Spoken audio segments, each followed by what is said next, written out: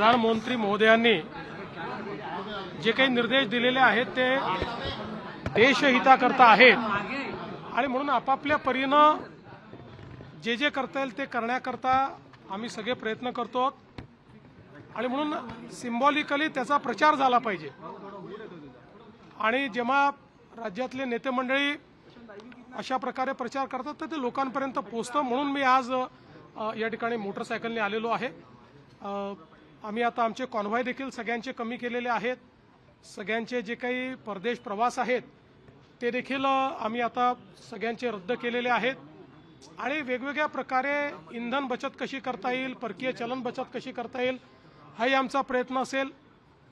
विशेषतः शासकीय आयोजनं जे आहेत, आता उद्याला आम्ही एक साताऱ्याला खूप मोठं आयोजन केलेलं आहे, त्याचं ऑलरेडी सगळं नियोजन झालेलं असल्यामुळे आणि त्याच्यावर ऑलरेडी पैसा खर्च झालेला असल्यामुळे ते आम्ही रद्द केलेलं नाही।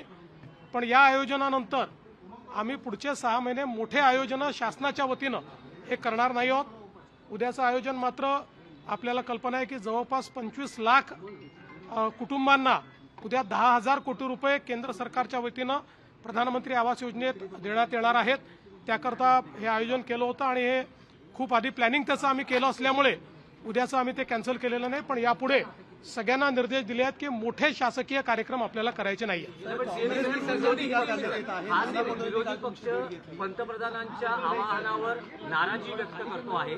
मग लोकसभेतील गटनेते राहुल गांधी असतील किंवा अन्य नेतेही असतील, त्यांचं असं म्हणणं आहे खरं तर युद्ध सुरू झालं तेव्हाच ही परिस्थिती होती, पण तेव्हा गांभीर्याने घेतलं गेलं नाही आणि आता लोकांना संकटात टाकलं जाते। मला असं वाटतं की विरोधी पक्षाला थोडी प्रगल्भता यावी लागेल। जगाचे सगळे देश ज्यावेळी याच्याही पेक्षा कठोर निर्णय घेत आहेत त्यावेळी आपल्याला माननीय प्रधानमंत्री महोदयांनी थोडासा त्याग करायला सांगितलं। कुठलेही खूप कठोर निर्णय घेतलेले नाहीत, त्याच्यावर इतका गदारोळ उभं करणं हे योग्य नाही आहे। यापूर्वी अनेक वेळा आपण हे बघितलेलं आहे, इंदिराजी असताना देखील हे झालेलं आहे। त्या ठिकाणी आपले जे काही नरसिंहरावांचं सरकार होतं त्याही वेळेस अशा प्रकारचे मेजर्स घेतले आहेत। चिदंबरम यांनी देखील 2012 साली हेच मेजर्स या ठिकाणी घेतलेले आहेत। त्यामुळे अशा प्रकारचं दुटप्पी वागणं हे योग्य नाहीये।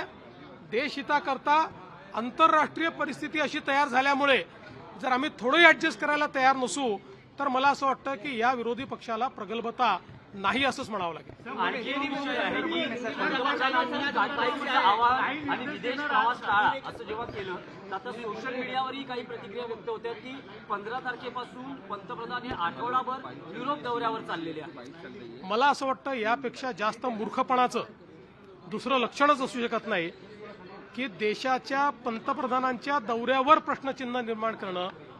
देशाचे पंतप्रधान जेव्हा परदेशात जातात स्ट्रॅटेजिक अलायन्सेस होतात, देशाच्या अर्थव्यवस्थेला त्या ठिकाणी त्याचा फायदा होतो आणि म्हणूनच प्रधानमंत्री मोदयांनी सांगताना जे काही विदेश प्रवास करू नका असं म्हटलेलं आहे ते अनावश्यक किंवा टाळता येण्यासारखे।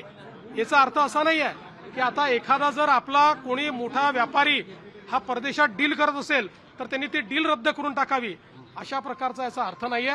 बिनडोकपणे प्रधानमंत्र्यांवर या ठिकाणी मी बिनडोकच म्हणेन, अतिशय दुर्दैवाने म्हणतो असे शब्द वापरू नये, पण जे अशी टीका करतात ते बिनडोकच आहे।